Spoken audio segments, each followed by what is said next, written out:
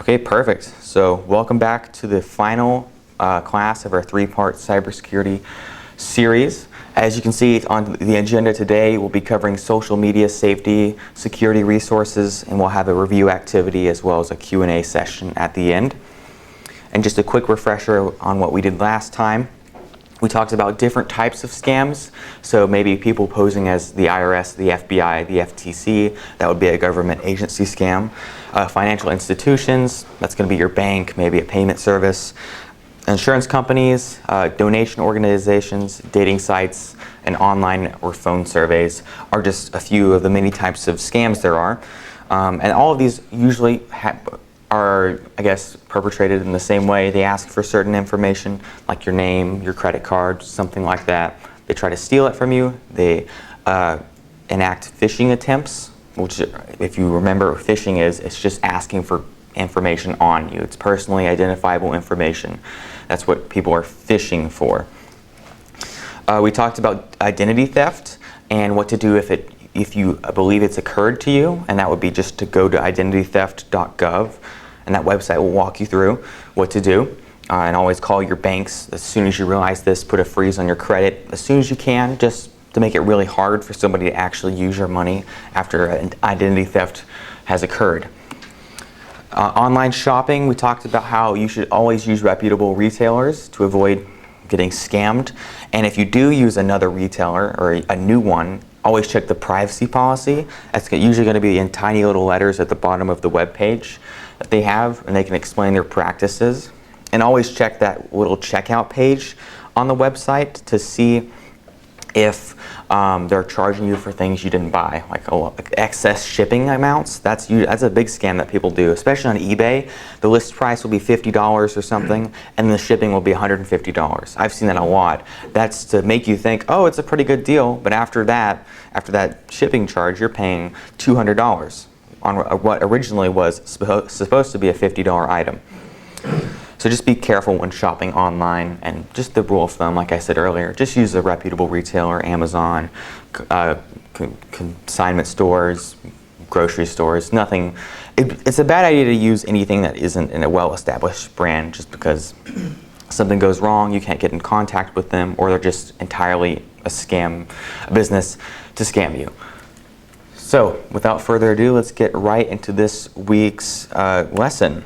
So we're going to be talking about social media safety first. I'm sure everybody knows the big social media companies. It's Facebook, Twitter, which is now X, Instagram, YouTube, Pinterest, and LinkedIn. There's just a few of the many social media services.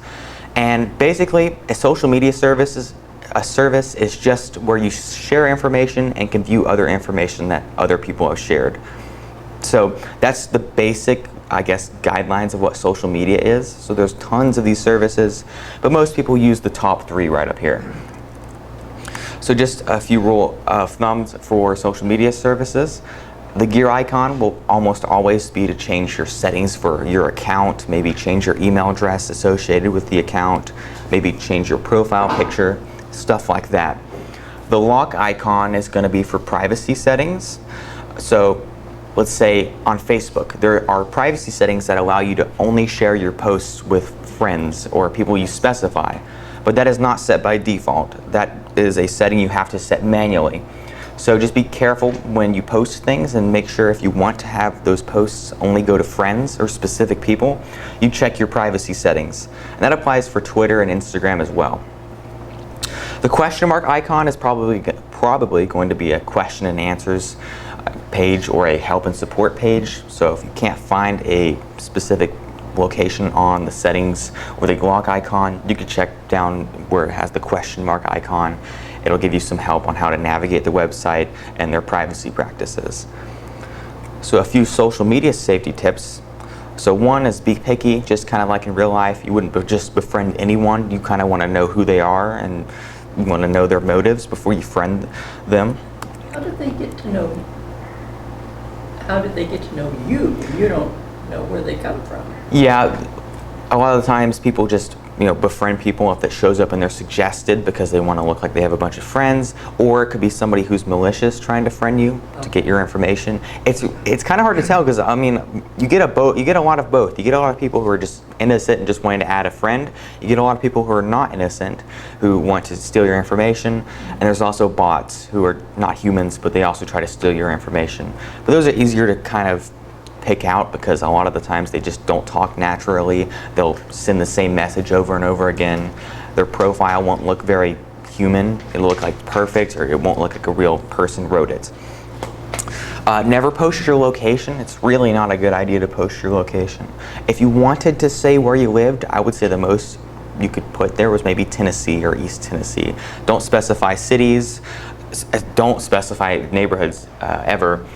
If you go on vacation, maybe tell Facebook or Twitter or Instagram maybe a week after you go on vacation, just so people don't think you're not home and can try to go into your house, stuff like that. And also be careful about posting photos, because a lot of the times when you take a picture with your phone, it saves the GPS location to the picture. That's like a default setting on most phones. And when you go to upload it to Facebook or Instagram or Twitter, it'll say, hey, do you want to use the location that was captured with the photo? And that's on by default. Now it's really simple to turn that off. On the post section, when you're getting ready to post something and you put a picture, it'll say attach the location of the picture. It should be a slider that you can turn off. And all you have to do is just flick that slider off and hit done, or save the post or post the post. What did you say if you're getting ready to go out of town Just to not say that you're not at your house. Don't broadcast it. Yeah, don't broadcast it. When you get back, maybe a week after you get back, you're situated, and then you can tell everybody. But when you're gone and nobody's at your house, probably not a great idea to tell people that you're not home. Be careful with apps.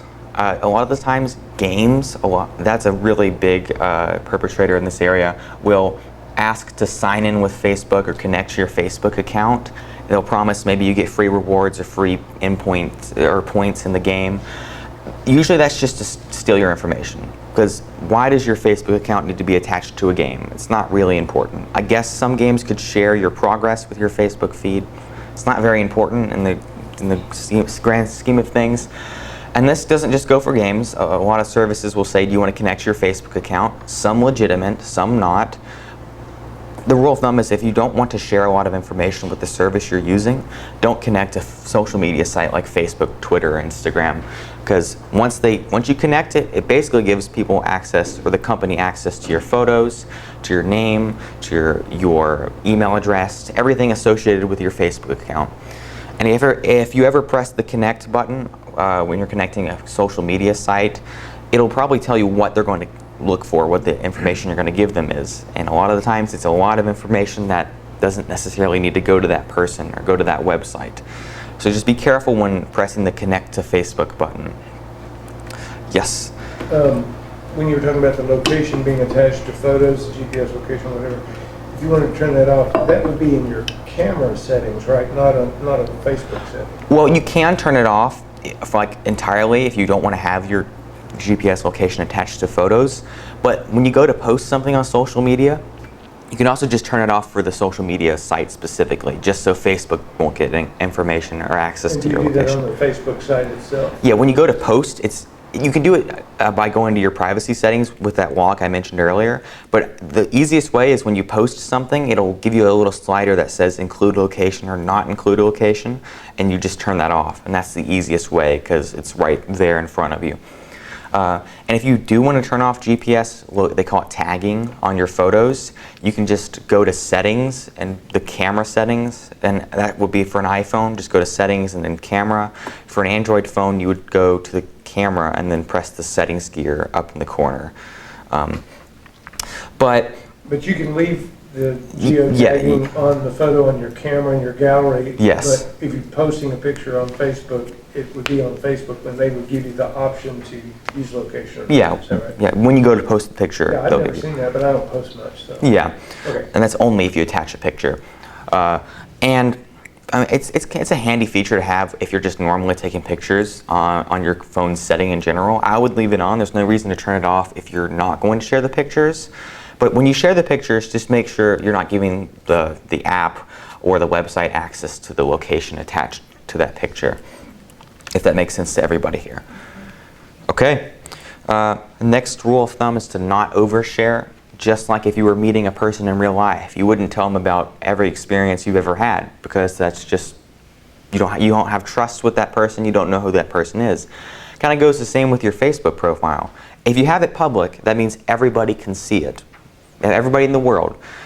So if you have it public, just don't put a lot of information on there. Your name and maybe your age is enough on your profile. You shouldn't go into detail if it's a public profile. Now, if you set your profile to private, which I would just recommend to everybody, that will only allow friends or friends of friends to see your profile. And that's, again, what I would recommend for everybody, because there's not really a reason to allow everybody in the world to see your private posts.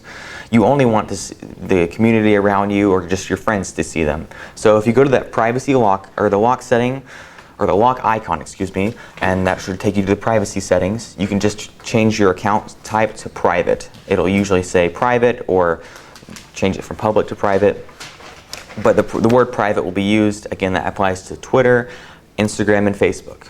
I'm not sure about the other ones. They probably have something similar, but most people in here are probably using Facebook. But any questions about that? Okay, perfect. Always customize your security settings. We're just talking about that right now. You can go through that security page. I would recommend it, because you can change privacy practices that these social media companies have. And that's another point. You don't just have to worry about other people. Facebook makes a lot of their revenue off of targeted ads, off of your personal information. That's basically their main business. They take your information and sell ads to you.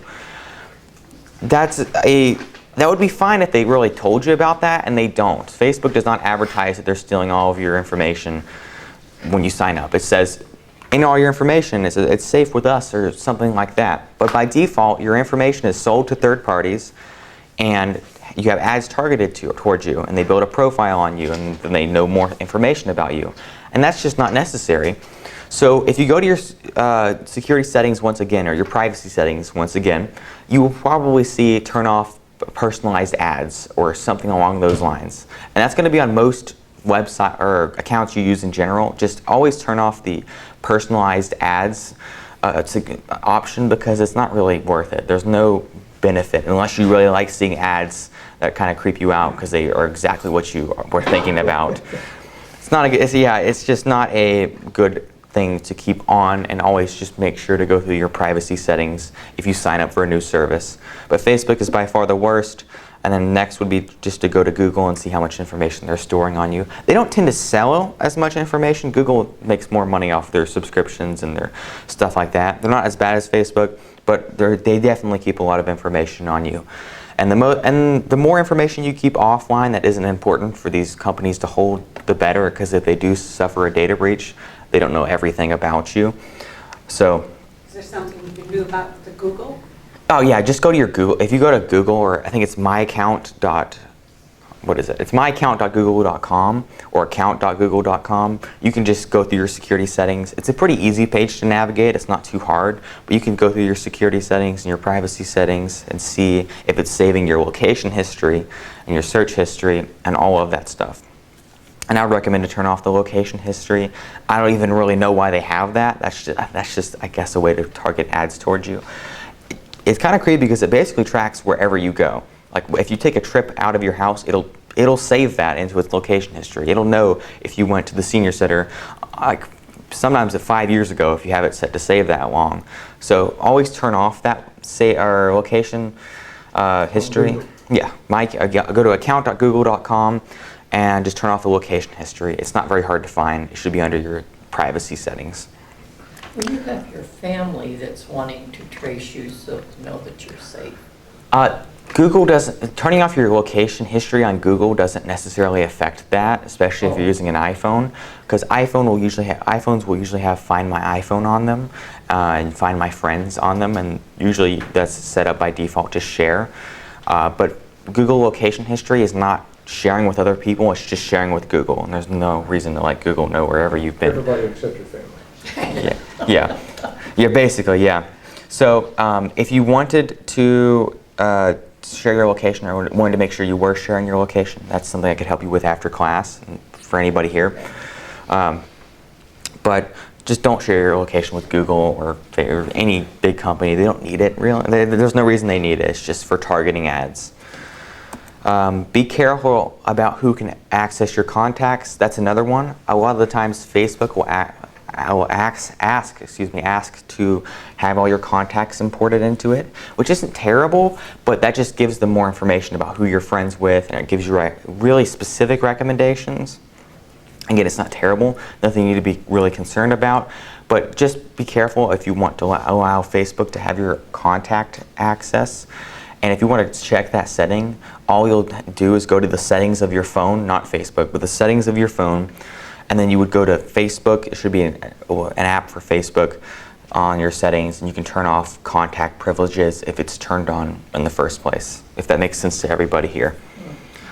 Another one is a lot of the times third-party apps will also ask for connection to Facebook to get your contacts. I know we talked about connect to Facebook earlier, but just don't allow third-party. Just any service you suspect that it doesn't need your contacts or doesn't need a specific piece of information, they probably don't need it, and it's probably a good idea not to give them access to it. Moving on, delete accounts you no longer use. A lot of people do not delete accounts they no longer use. They're just floating out there somewhere, and that's just another access point for data breaches to get more information about you. Let's say you had a Google account from, 2009, and you just forgot about it. You don't use it anymore. Well, that's just information about you floating around, and since it's from 2009, who knows how secure that password is? It's probably like password 123, because password security wasn't as taught as much, and people were kind of adjusting to the internet and getting used to it, creating accounts. So if you have an account you no longer use, the best practice is to try to delete it. If you forgot the password to that account, you can always try to reset it and have it send a reset link to your email. But always try to delete accounts you no longer use. If you have an email address you no longer use and you can log into that email address, it's a good idea just to delete it. It's kind of like shredding documents. You don't keep all the financial records and documents forever. You shred them at some point because you don't need them anymore. And that's just more information floating around for somebody to get and steal and could possibly use. That applies to corporate or retail accounts as well as social media accounts or email? Basically applies to any account that has information on you online, and not all accounts you can delete. Like especially smaller businesses, it's harder to delete account even if they even have a function to delete an account.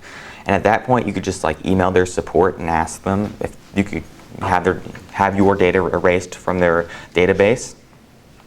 But most big companies will have a way to delete their account, and you can just search that on Google, how to delete my Facebook account, how to delete my Microsoft account, something like that. Any questions about that? Yes, sir.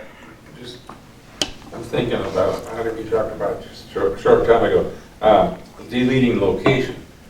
I'm on a family plan, and we all have this 360. Live 360? So, deleting location matter if you've got that app? No, because Google account location, your Google account location, which is what I was specifically talking about, is really just used to target ads towards you. It's not connected to Live 360 in any way. Okay. It's specifically on Google, so it's a separate entity than from Live 360 or Find My iPhone or things like that, if that makes sense and answers your question. I think so. Okay. Let's see. Double check suspicious messages from your contacts. If a lot of the times if somebody's compromised or their email address is compromised or their phone number is compromised, the person who compromises those that phone number or email address will try to send emails or phone or texts or even phone calls from the address or phone number to trick you into thinking it's the person you trust. So let's say my phone was hijacked, somebody was able to get my phone number. They'll start sending texts from my phone number, and if you have me in your contacts, that'll seem like, oh, this is somebody I know, this is somebody I trust. The best way to tell if it's somebody you know or trust is to see if it sounds like them. If it sounds suspicious or they're probing for information that doesn't seem natural in a natural conversation, then it's probably time to let that person know, one, that you're getting suspicious texts from them, because they may not even know that they have been hijacked or their email or phone number stolen. And then two, to I guess you could block that phone number until maybe they get it resolved, or maybe your friend gets a new phone number and you can just delete that phone number out of their contacts completely. If that ever happens to you, the best course of action would be to, one, tell people you know that somebody's got your phone number, somebody's got your email. Don't listen to whatever's coming from me. And then two would be, if it's a phone number, you can usually go to a carrier and say, hey, somebody's got my phone number. It's called a SIM swapping attack, or a SIM card attack, where they are able, it's kind of crazy, but people are just able to walk into cell phone stores and just get access to your SIM card and say, hey, can you swap my SIM card to this phone? Here's my account number. Now, that was a pretty big problem up until, I guess, even just a few months ago. People, let's see, what was it? I'm trying to think of a specific case. But basically what would happen is people would walk into a store, they would switch the phone number to their phone, your phone would deactivate, you wouldn't have a phone number on your phone. Then at that point, you probably wouldn't realize until somebody's already reset your passwords with your phone number or sent malicious texts to other people's phones. It's kind of it's a big ordeal, and it's not too much of a problem now because cell phone carriers are trying to crack down on it. They're putting more security measures in place. They're making sure people can't just switch your phone number to a random phone when somebody walks into the store. It's obviously very suspicious. But always just be wary of suspicious messages, and if somebody calls you about receiving a weird text from you, that could be a sign that your phone number has been hijacked, if that makes sense. I know we kind of veered off from social media, but that can happen if your information is exposed on social media. Any questions about social media tips? Yes. It's about social media, but it's a lot like the suspicious messages from your contacts. Mm-hmm. If you're already friends with somebody on Facebook or Instagram, and then you get a request from somebody posing as them to be friends, but you're already friends, does that automatically mean that that second request is suspicious or fraudulent? Almost always, unless that friend has told you that they have a new account, if they forgot the last password. But if you see duplicate contacts from Facebook or duplicate friend requests, that's almost always either a bot or somebody trying to impersonate your friend or some person. So just be careful about text messages you receive. Be careful about the messages you receive, like from Facebook Messenger, if anybody here uses that. A lot of the times, again, they'll clone an account that you are friends with and try to friend you, and maybe you forgot that you're friends with that person, then you accept it.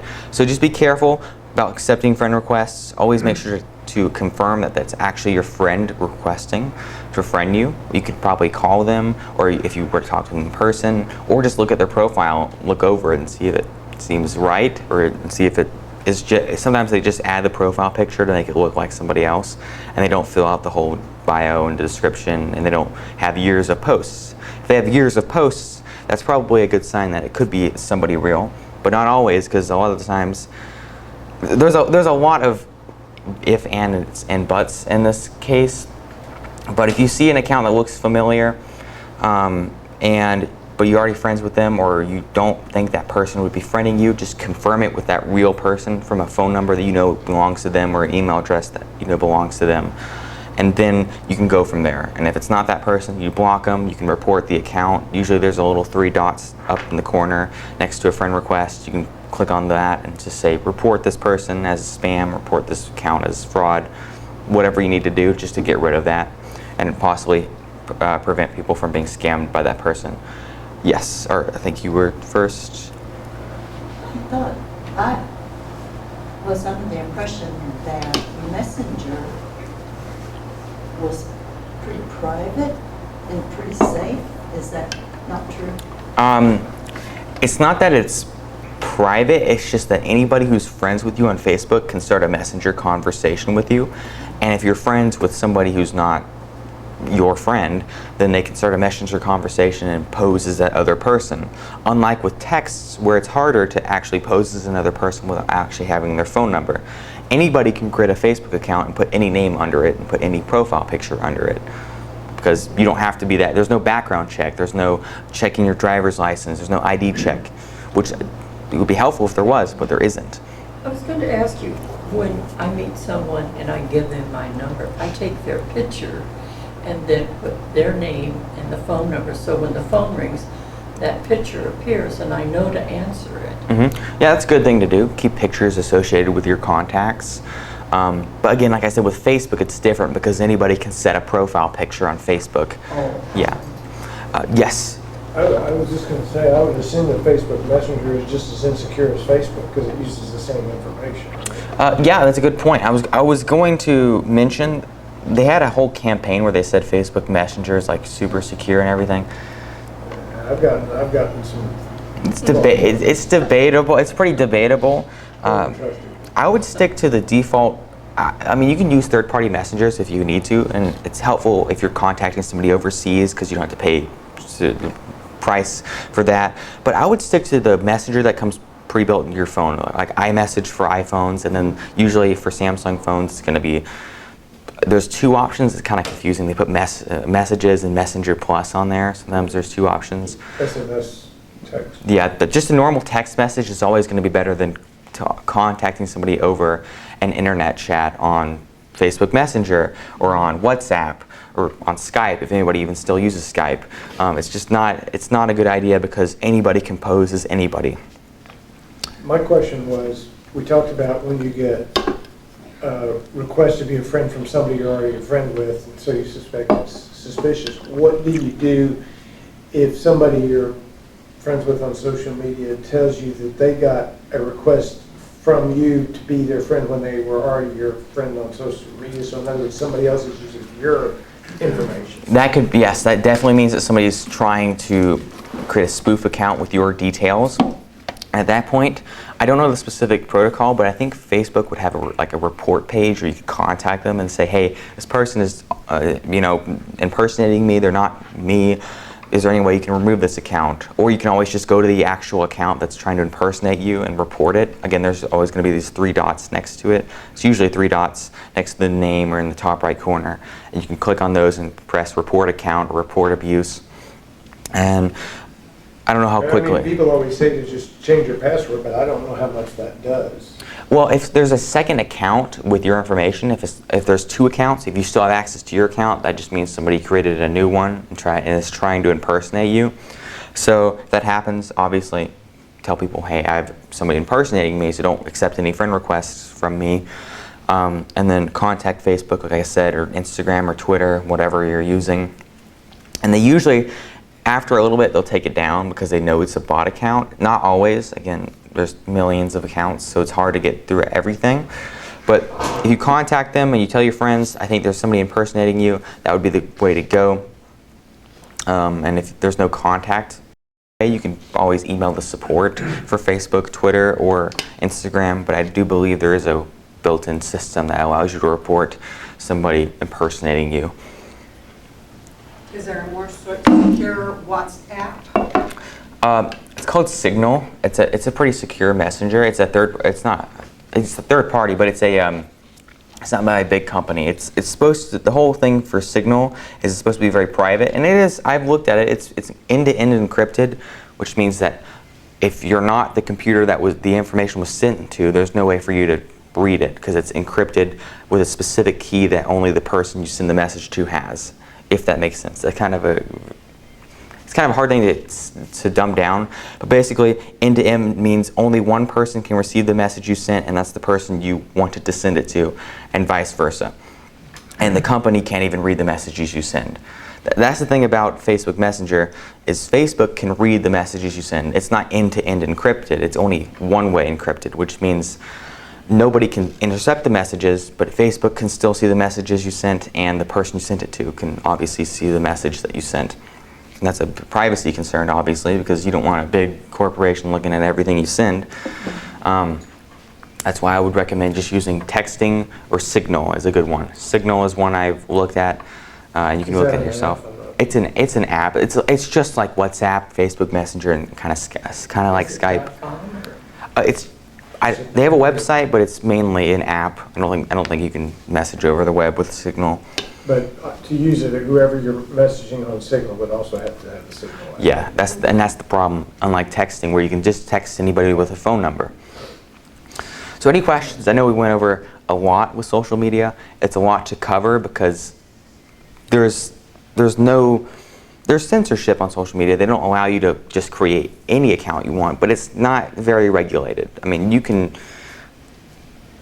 create a lot of spoof accounts. I mean, you can create an impersonating account. You can create an account for somebody who's not real. That would be called, I guess, not really in social media. It would be more like online dating, which is what we'll cover next. But that'd be called a catfish account, where it's a person who's claiming to be somebody else than who they really are. And it's different from impersonating because they're not impersonating a specific person. Most of the time, they're just creating a new identity, an alias, a persona, and pretending to lure you in, maybe saying, hey, we want to be a friend or something, and they'll ask for information from you. And it's basically a slippery slope from there.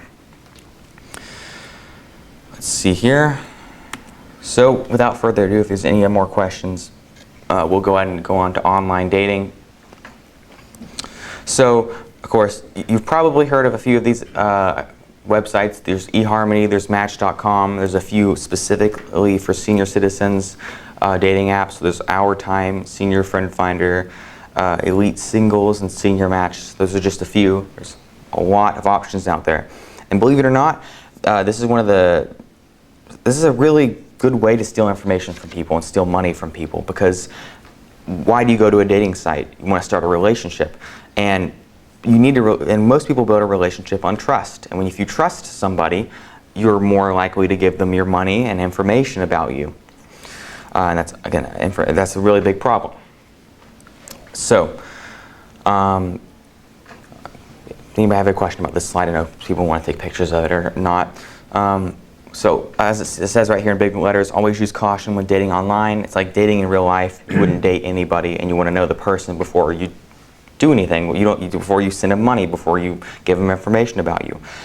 And a rule of thumb would be to always meet the person, like actually meet them, go and see if they're really the person they claim to be online. Because you can set anything you want on a online dating platform. You can set any picture you want, you can set any name you want, you can claim to be somebody when you're really not that person, you can claim to have certain interests when you really don't.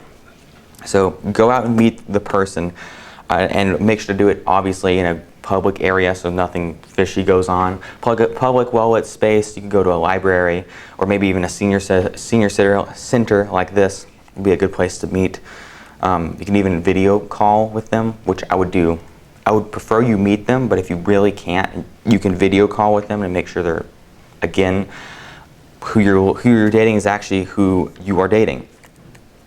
So, dummy profiles, we talked about this with social media because it occurs with both social media and online dating. And you could consider online dating social media, but it's for a specific purpose, which is obviously dating. So scammers impersonate a friend or a loved one. They ask for money and they promise quick money-making schemes. So again, it's probably not a good idea to send people money over the internet, and especially if you're looking for a relationship. If you barely know somebody, and they start asking you for money, that's probably a red flag. Even if they're not being malicious, it's not even that doesn't seem like a very caring person either, just because they just want money from you. So never send money to people on social media or on online dating or any way over the internet, really, if it's like a person-to-person transaction. Any questions about this? Because that's really all we have for online dating. I wish we had more material because it's really a really big source of cybercrime. Because again, a lot of people, when they go on online dating, they want to find somebody to spend time with. They want to find somebody they can trust. And when you put a lot of trust into somebody, they ask you for money. It's an easy way to get a lot of money out of somebody. So any questions about this? Perfect. So let's move on to clickbait. So you may have heard this term before. It's basically an ad. It's a false ad. So it claims to give you, for example, this one right here. I can't believe it. It has a bunch of red circles. It's exaggerated. This is just to try to get your attention. It's probably not going to be as great as they present it to be, if that makes sense. They're going to. It's usually useless things. Like, for example, here's a quiz that says, "What kind of pasta are you?"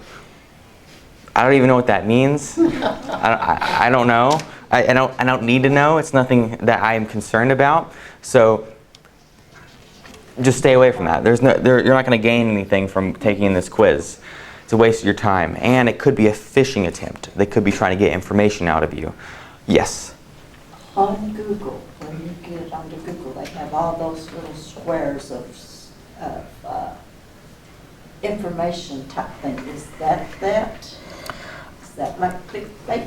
It could be, but not usually. When you search something on Google, it tries to give you, besides the sponsored links at the top, if you see a little exclamation mark and it says sponsored on a Google result, that may not be what you're looking for, because that result is paying to be there. It's kind of like an advertisement on a newspaper. But the little squares you see on the side is usually just like Google images and actually helpful things most of the time. It's not usually clickbait, but again, if it seems too good to be true, it probably is. But, yes. I was going to say, usually you see this kind of clickbait either on Facebook, it's on Facebook Live, or if you go to somewhere, a lot of those are on like news sites. That, Yep. Like, I don't know, New York Times or something like that. You'll see a lot of advertisements, and you'll see a lot of this kind of advertisements on Yeah, it is a problem, because a lot of the times news sites just want to make money from ads, and they don't necessarily regulate who can buy that ad spot. And of course, if you are going to the New York Times, the Wall Street Journal, a news website, you're going to have a lot of traffic. There's a lot of opportunity for people to click on those little links. And if it's going to scam you or it's clickbait, it's a lot of ad revenue for them. But let's see, what was I going to say? When you click on these, it's either going to be a scam or it's going to be useless. Again, this could be a scam or this could be useless. Even if it's a not harmful quiz, it's not really useful. Even if this is not harmful, it's not really useful. I mean, the outrageous truth about green gummy bears. It's not worth reading. If it's going to fish for your information, it's not worth reading, because it's just not important. And it's clickbait because the telltale sign is usually when there's arrows and there's circles and there's big bright text that's trying to get your attention, trying to draw you into clicking that. And it's just make sure what you're clicking on is worth your time, one, and two, doesn't look too good to be true. So if you click on one of those, then what? Two things could happen. One, like I said, you can go to a useless website that gives you information that you didn't really need. Or two, you could go to a website that asks you for phishing information. So it'll fish for your email address, for your phone number, for your credit card information maybe. There's actually a third one that could happen, actually. I just realized. You could be taken to a website that tries to get you to install malicious software. So it could be a pop-up trying to pretend it's a actual Windows pop-up. Like it says, there's a virus on your computer or whatever. You need to download whatever. And it might say download McAfee. And you're like, oh, McAfee, that sounds reputable. But it's not actually the real McAfee download. A lot of the times they'll say you need to update your Adobe Flash player, which Adobe Flash doesn't even exist anymore. We don't use Adobe Flash anymore. They stopped updating it in 2020. So even if it's a legitimate website, there's no need, because you don't use Flash anymore. But you'll say update your Adobe Flash. Click here to download the newest version. That is always a scam, especially now since we don't use it anymore.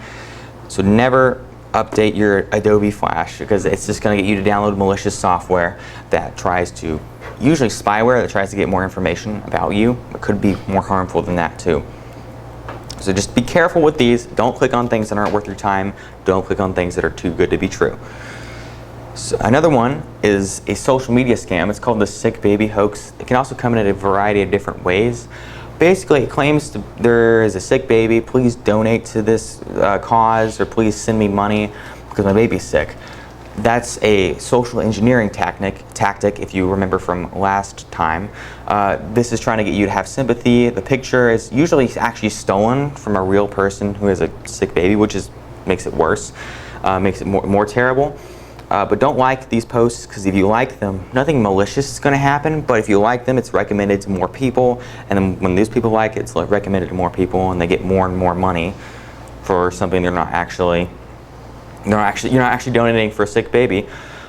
Report these posts. So you usually see a little 3 dots in the corner, just like with the account report feature. If you report it and you say this is a scam or it's false advertising, whatever gives you the option to. and don't donate. And it's really, if you think about it through common sense, if somebody really has a sick child, they're not going to ask the great people of Facebook to donate to them. That's not a very efficient way to get money. They would, first of all, take them to a hospital. They get money that way, ask friends. They're not really going to ask for people to donate on Facebook. It's almost always a scam. And if you go to that profile that posts this post, you'll see one of two things. Either one, this is the only post they have, which is probably a good indicator that it's a scam, or two, they have tons of posts just like this, which is another indicator that it's probably a scam. So just don't donate to these. Don't like them, dislike them, so it tells Facebook that it's not a good post and to promote it less, and report it. So, any questions about that? I've Yes? seen a variation of that where you see on Facebook it says you click on this and you enter in a chance to win an RV, I believe it is. Yeah. So it's the same kind of concept. Yep. If it's good, again, if it's too good to be true, it's too good to be true. It's unfortunate, but it is. That could be another instance of clickbait. If you click here to win a free RV, that's clickbait. That's getting you to probably fill out phishing information. So get your name, your email. They might say, give us your credit card. We won't charge it. Well, yes, they are going to. So steer clear of these. Just never donate to Facebook posts. Even if they send a link like to a GoFundMe, it's just not really worth it to donate unless you know the person who is asking you to donate to them.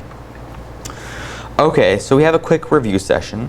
This is going to be from all the weeks. Oh, yes. Are things like GoFundMe okay if you do know the person who is requesting the funds and that If you know as far as you know? if you know the person who's requesting the funds, yes, it usually goes to that person. But keep in mind, I think GoFundMe takes a percentage of the amount you give them because that's how they stay afloat as a company. The easiest way would just be go take cash out of your bank and give it to them because they get every percent of what you gave them. But it's okay to donate to GoFundMe or any other sort of reputable funding website. I forgot I'm blanking out on the other ones, but it's okay to send money to them as long as you know who the person is and if you don't mind a percentage being taken out of the stuff you give to them, the money you give them to them. So any questions before we get to the review session? Because this is going to cover the first week, the second week, and the third week. Okay, and you can just raise your hand and if you have an idea what the answer could be. So, this is the very first class. So does anybody remember what malware means? Ooh. I'll give you It's bad. oh, they have an annual test today for the alert system. So, there's nothing to worry about. It's fake, it's bad, that's all I know. So malware, if you remember, it's a combination of two words. And you can kind of sound it out in there if anybody remembers. Malicious software. You got it. Malicious software, and it's an umbrella term. It's kind of like the word virus for human sickness. You could specify. We're gonna wait for that. My phone's probably gonna go off. That's my phone. Look at that. Okay. I was confused. Yeah, they're testing the alert system, so if the president wants to send something out, they can send it out to all of us. But it's an umbrella term, just like virus. You could specify maybe the flu. That would be a specific virus, but that's not an umbrella term. You wouldn't call just any sickness the flu because it's not. It's kind of the same with malicious software or malware. There are viruses, there are spyware, there is ransomware, but these are all specific types of malware. It's like specific sicknesses or diseases that people could have. So, what should I do if I'm asked to call a phone number? So if somebody asks you to call a support number or a phone number, what should you do to verify who you're calling is who you know you're calling? Is there... Look it up. Look it up. You got it. So, look it up, and also remember that Windows and Mac OS, the operating systems, will never ask you to call a phone number. That's not built into their software. They're not going to flash a warning up on your screen to say Apple has detected a problem, call our phone number. Computers don't do that. They'll give you an error code or say something went wrong. It'll be very vague probably. It's not going to tell you to call a phone number. It's not going to tell you there's a virus infecting your system. Now, security software might tell you there's a virus infecting your system, like Norton or Bitdefender or McAfee. That's a different story. But if you know you don't have those pieces of software on your computer, if you know you're not paying for Norton, Bitdefender, or McAfee, then ignore it because it's probably a fake ad or a fake pop-up. And if you can't tell the difference between if it's a fake ad or a fake pop-up, if it fills your entire screen and it's flashing or it says words, usually that's trying to get your attention and fake you into thinking that it's an actual real threat. It's really not. So if it's flashing at you and it's yelling words or it's beeping, it's not real. It's just trying to scare you into making rash decisions. And so just ignore that completely. And yes, always search the phone number you're told to call, especially if you see it online. Search it and make sure you're actually calling the company. Is there, what website or you just go to Google and? Yeah, I could show you an example. This was the second class, I believe. But like, for example, let's see Xfinity phone number. Well, I can't spell. I can't see. So I'm going to guess what I'm typing. Xfinity phone number, you can see everybody's phone's going off. You can see if you scroll down here, see that's the real phone number right there. So that's who you would call because it comes from the actual Xfinity.com website. If you're going to call them, if you're going to call an auto place, or if you're going to call Microsoft support, make sure to look up the actual phone number and get it from the actual source. So again, this is coming from Xfinity.com. It's directly from the source. It's going to be the real phone number. Is there a way, if you don't have, I mean, I guess you would probably know what company is trying to reach you, but is there a way to put in a phone number to see who it belongs to rather than going to the corporate? There are phone number lookups, yes. And a lot of times your phone will automatically pick it up, like your carrier will say spam call likely. Yeah. But if you look up phone, maybe this is something. No, that's not something. If you just search a phone call lookup, or phone number lookup, I guess you should say, you can probably find some resources. Now there's a ton of them out there. Most of them ask you to pay. So let's just see. I'll see if I can find one that's White Pages. You go to whitepages.com. White Pages. I believe is one. Oh yeah, you can do do. a reverse number lookup. Yeah, there we go.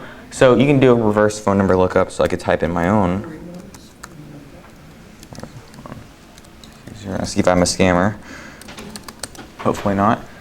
So it could give you who it's registered to, but it's probably going to lock it behind a paywall. But you can see there's a little thing that says low spam risk right here. So I would just suggest if it says there's a high spam risk or a moderate, then just ignore it. I'm definitely not in what looks like to be Oklahoma or somewhere, wherever this is saying I am. So, but obviously, it's not going to know exactly where the phone is if you're not going to pay for it. But if it just says a low spam risk right here, then you can just ignore it, or you can call the phone number. If it says a high spam risk, then you probably should just ignore it. Another way is just Googling the phone number, just the entire phone number, because if it's a well-known spam or scam number, it'll probably come up with results. If it's not, which phone numbers are always being, or just assigned to people all the time, so it's hard to. You're not always going to get an accurate result, but that's one way you could tell.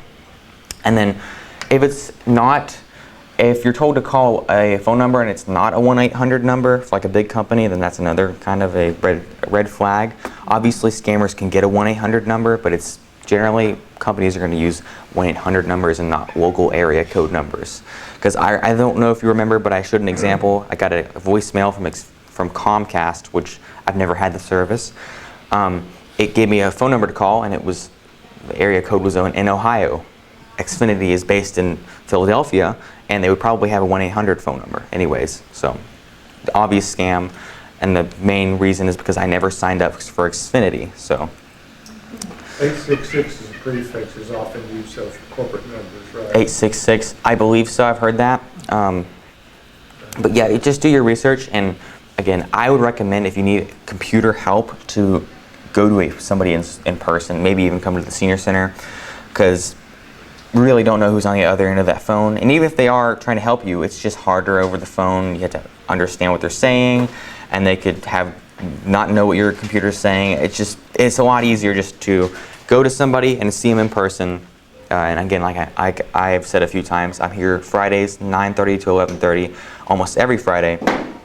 If you need help with your computer, any problem that you may have. Fridays, what time? 9:30 to 11:30. 11, okay. And you can book 30-minute sessions or 1-hour sessions with me.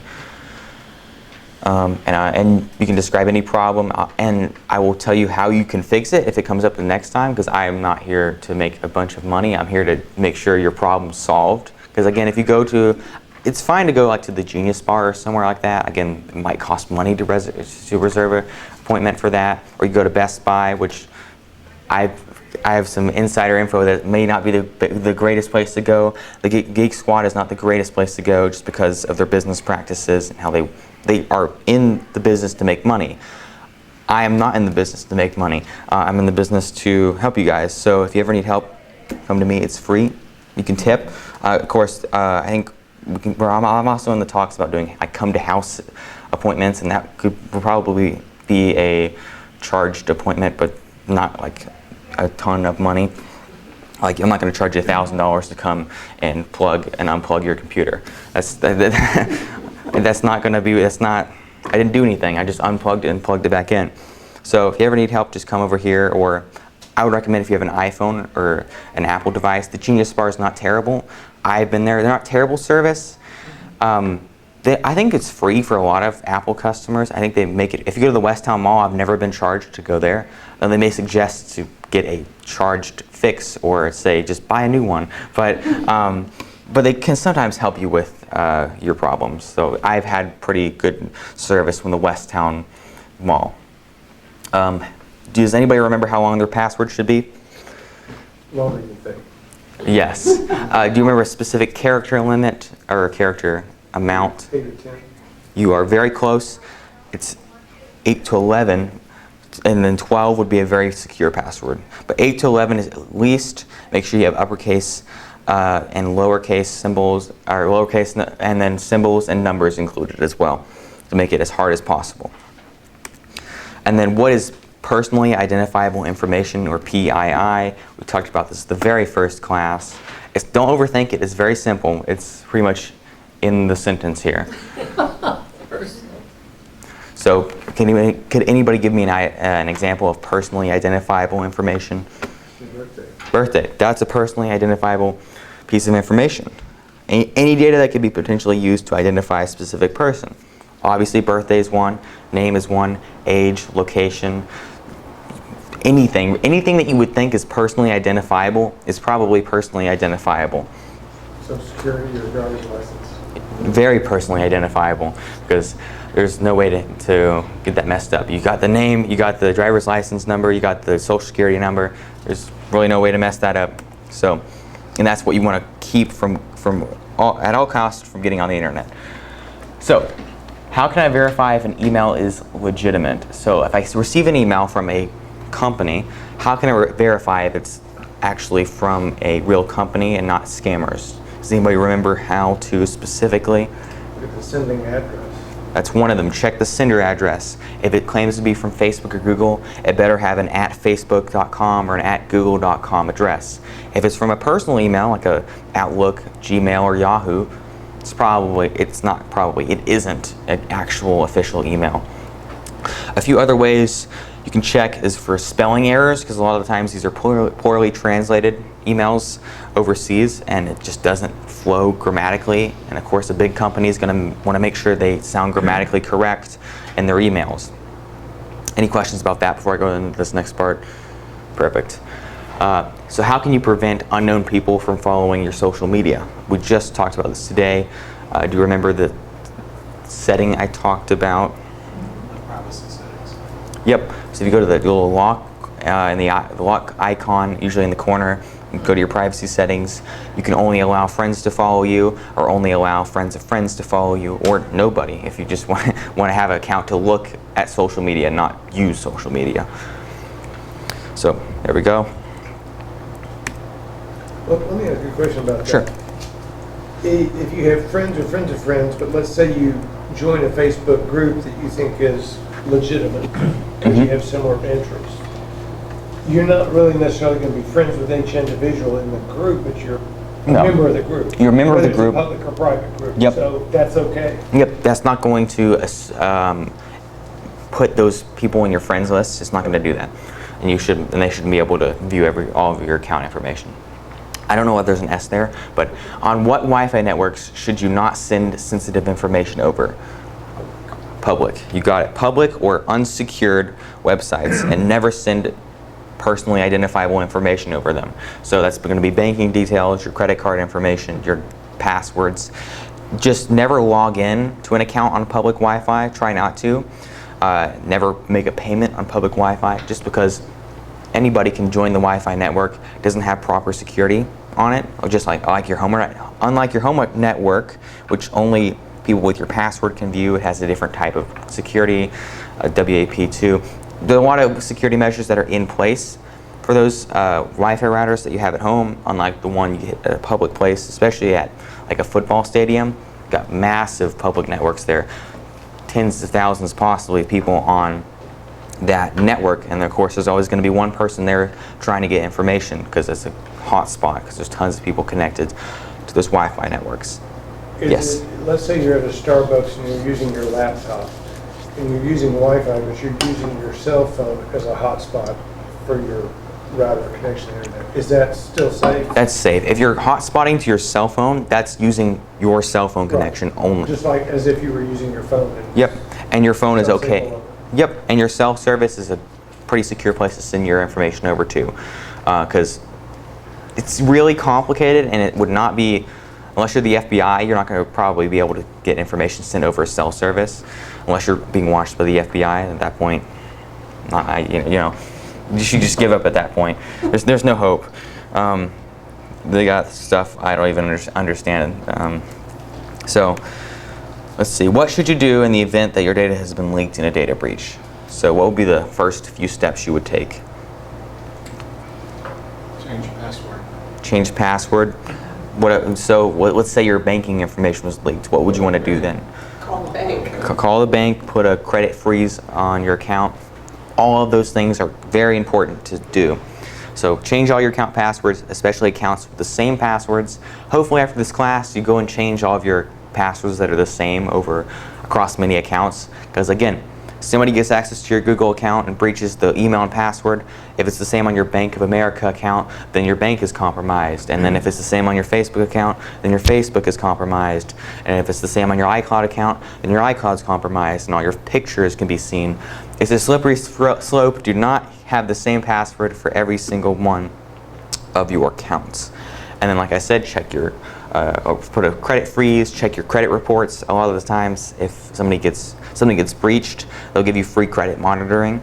That company will, maybe for a month, maybe for a year, if they're generous enough. And then you can get a free credit report just to check if anything looks unusual or suspicious. It's a good way to catch something before a lot of money is taken out. And then I showed you that resource before, that Have I Been Pwned, pwned.com. That's a really good resource that'll show you if you've been in a data breach, what was exposed in that data breach, like passwords, email addresses, social security numbers in some cases. So, Have I Been pwned, pwned.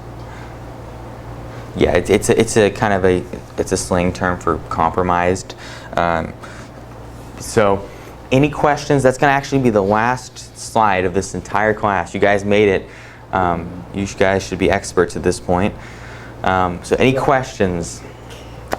I believe in you guys. Any questions about what we talked about? Any questions about cybersecurity in general? Maybe we didn't mention. Maybe I didn't cover in any of the classes, or you can't remember me covering them. Or anything you'd like to see from a further class? Because I'm in the works of talking about interactive classes, because a lot of science shows that if you actually interact and follow along, you learn better. Hands-on learning is a lot easier to retain than just a lecture style, kind of like this. So any questions about that? Yes? I'm getting a phone message, and it's a number. This is on messages. Mm-hmm.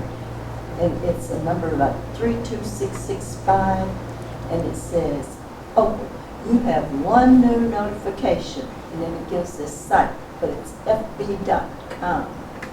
That is not probably, it is a scam because I don't know why it doesn't make sense that somebody would text you that you have a notification. It's very vague. It doesn't tell you what it's about. No. And it goes to a website. What is it? Did you say it was fb.com? It says https Yeah. ://fb.com/1/1 TVEM. Yeah, that sounds to me like it's going to a phishing website. A rule of thumb would also be the longer the URL or the website address, the more fishy it'll be. Because if somebody wants you to go to their website, they're not going to have you click on a link that's like as long as the dictionary. It's probably pretty suspicious. And, sorry, what was that?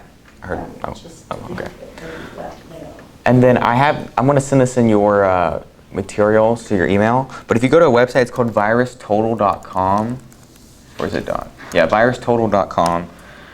Well, no, not that one. We'll find it. Hold on. Here we go. That's one. There we go. You're saying virus.com? Or virustotal.com. Oh, sorry. No, you're fine. All right. And this will actually allow you to do a few things. So one, you can actually upload a file to the website and it can tell you if it's a malicious file. So if you downloaded something from the internet and you're suspicious about it, you can actually just upload it right to this page and it'll scan it. It'll actually scan it with like every major antivirus vendor, like with Bitdefender, McAfee, Norton, and it'll scan it with all of those combined and tell you if any of them flag it as malicious. So it's basically like getting all of the protection possible. Now, of course, it doesn't protect you in real time. That's why you would actually pay for an antivirus, because you have to go to this website and upload a file to do anything. It doesn't protect you in the background. So this isn't a replacement for antivirus, but it's helpful. Is it free or is Yeah, it? it's absolutely free. The more advanced features, you have to sign up for an account, but for the regular ones, you can do whatever. Just use it without having signed up for an account? Yep. And then it'll also give you an option to enter a URL or a website address and it'll tell you if it is flagged as a phishing address. So I'm going to go to a website. I think it was this website because I had a website pop up. I got to remember exactly what it was, but it was a phishing website, and I went to this page, and it was like detected by only one vendor as phishing. But I researched more about it, and it was like a pretty big operation. So soon after, a few months later, I checked back, and it was like every vendor flagged it as malicious. So it was like a new website that had a very malicious function in it. It would try to download software whenever you went to it. So I'm going to try to figure out what that website was to show you an example of what it would look like. Check fb.com and see. Yeah, fb.com. I think, is that That's the one that she was just talking about. yeah, I would think it would be, Facebook would have bought that address. Because, again, there's a lot of slashes in there, and this might redirect you. So, the full address is probably going to be malicious. Because I would think that Facebook bought the address fb.com just because it would sound like they did. I can actually go to that website. Don't do this because, yeah, okay, it goes to Facebook. So there's probably all the forward slashes redirect you to somewhere else.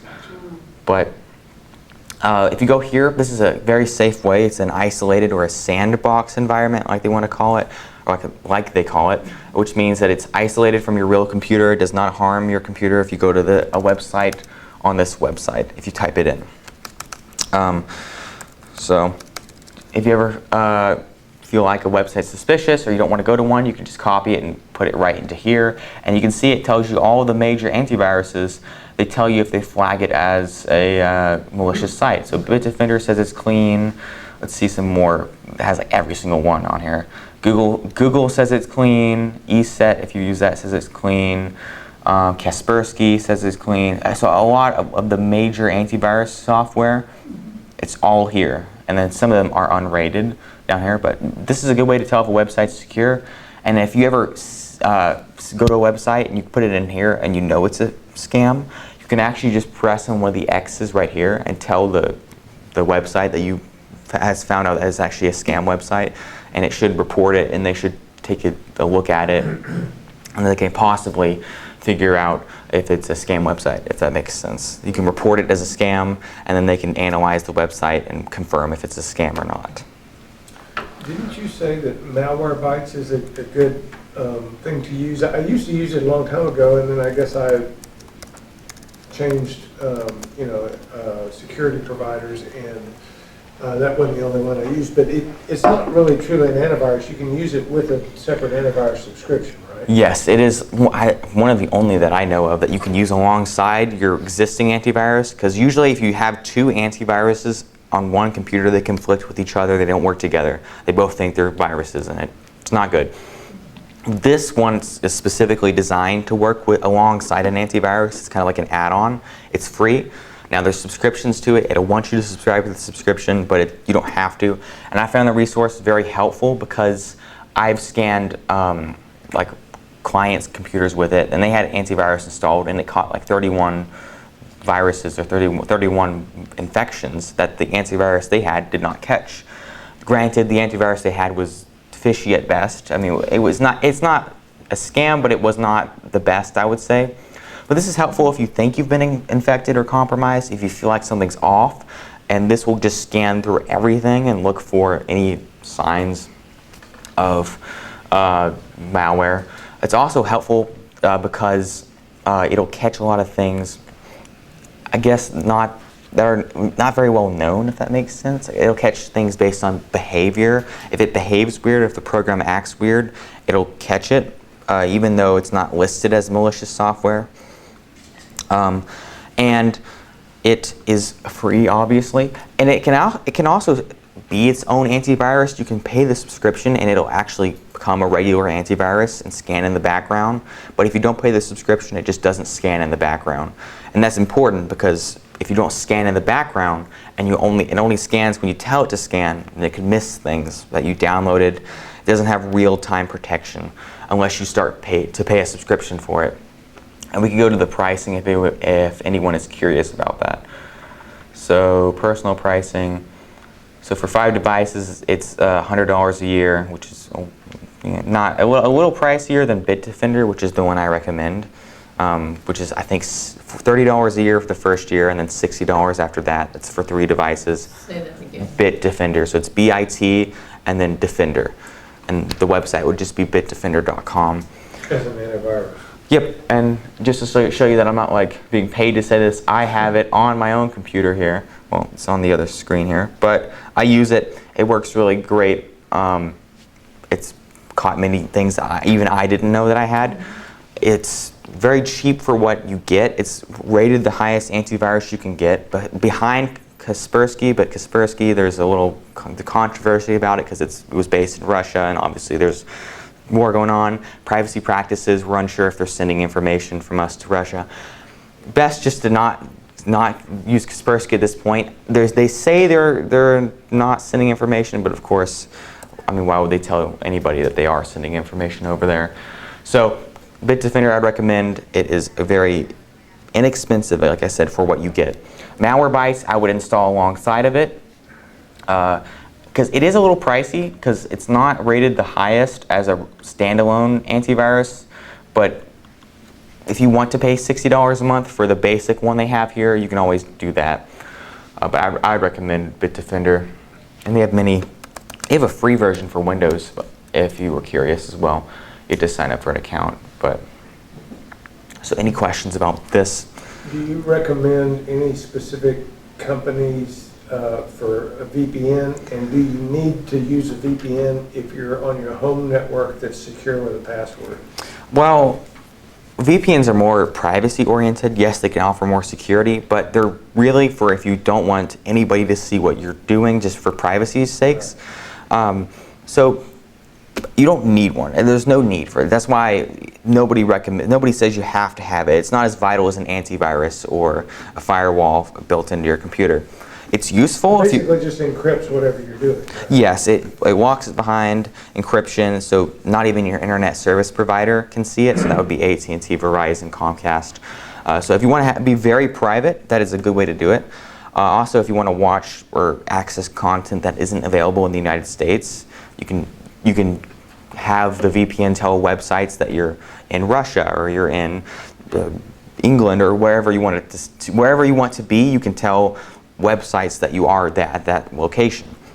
And that's helpful if you like to watch movies that aren't available in the United States, if you want to access software that isn't available in the United States. There's a lot of use cases for them, but for the average person, I would say it's good for privacy. It's good for privacy, and that's about it for the average person, unless you want to watch a bunch of movies that are in other countries. But you don't really need to use it if you're on your home network and it's a secure network. No, you do not need it. Again, it's nice to have. If you have the money to pay for one, you can get one. A Bitdefender comes with like a few megabytes a day. That's nothing, but just if you wanted to use it for a little bit, you could use Bitdefender's built-in free one. It's not a necessity. If you wanted to look at them, I would say Nord is a good option. I would say Nord, Nord, and then Surfshark VPN. So that's just Surfshark. That's a good one as well. Surfshark, so like surfboard, and then shark. Surfshark.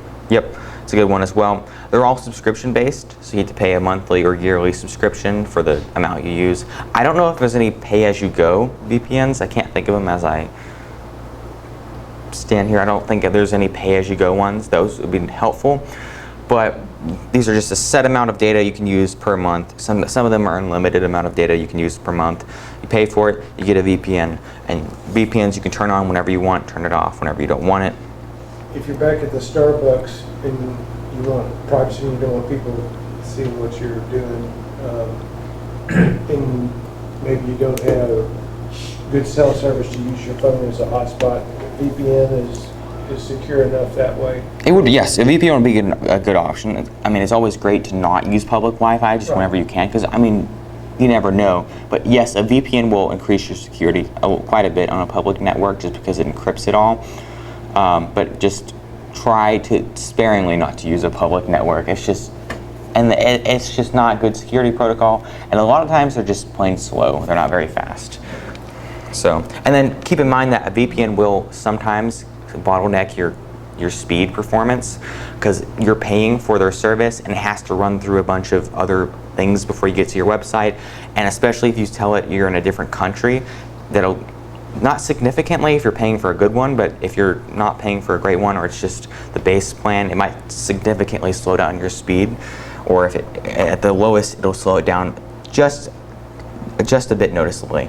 Not too much, but it will slow down. Some websites, and maybe they're mostly streaming websites, won't even let you use a VPN. I don't know. Like Yeah, which ones? they may be cracking down on it. I don't know if Netflix is doing anything about that, but they might not just like the fact that you can watch a show wherever you are. Now, I'm not sure how they would tell you're using a VPN. I guess there's protocols they use to do that. But I wouldn't worry about your VPN being blocked on many websites unless you're looking to watch movies somewhere. That would be the main concern. But if you guys don't have any more questions, you're free to go. I don't want to keep you guys too far over. But if you want to stay and ask questions or need some help, I'm here for a few minutes after this. And this for you. But thank you guys for coming. I'm glad you're able to attend the third one. I know, again, it was a few weeks after the second one.